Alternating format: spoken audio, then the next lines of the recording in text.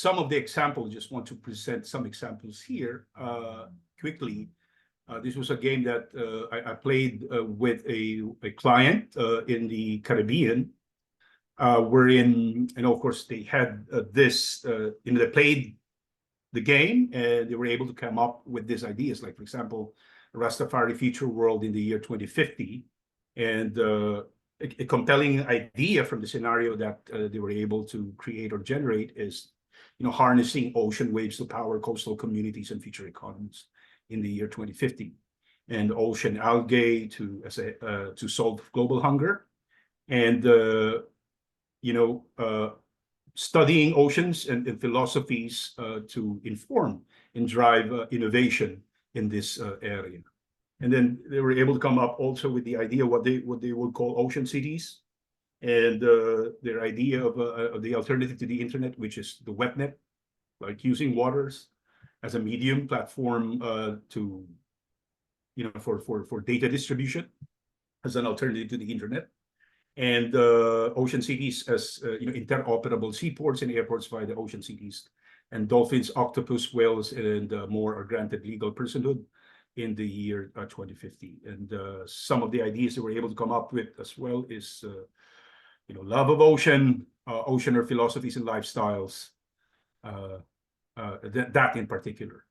And the game was also played in London, and some of the people who played this game were able to come up with these ideas of what they call, at least 100 years from now, their idea of the spiritually abundant society, wherein you have super virtual societies leading to a highly spiritualized. The shift from healing to meaningfulness, including the emergence of well-being excellence centers that eliminates the scarcity of abundance mindset, the exclusion of others, mental and spiritual depression. And then they were also able to, generate, their idea of what they call the peace co-ops, that a medium by which societies could actually eliminate direct, indirect, cultural, social, and structural violence.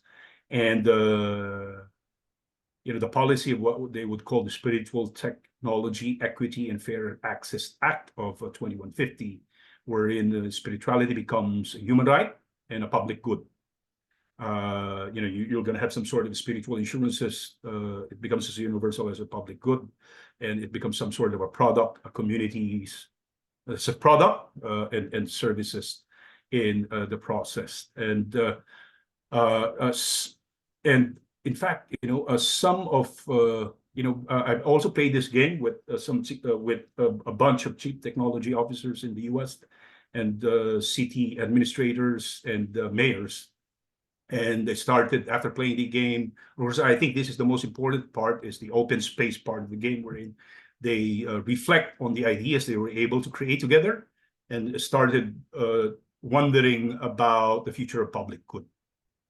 All right. So if artificial intelligence takes over basic public services, those services that city governments provide, and then what kind of new types of public good could emerge?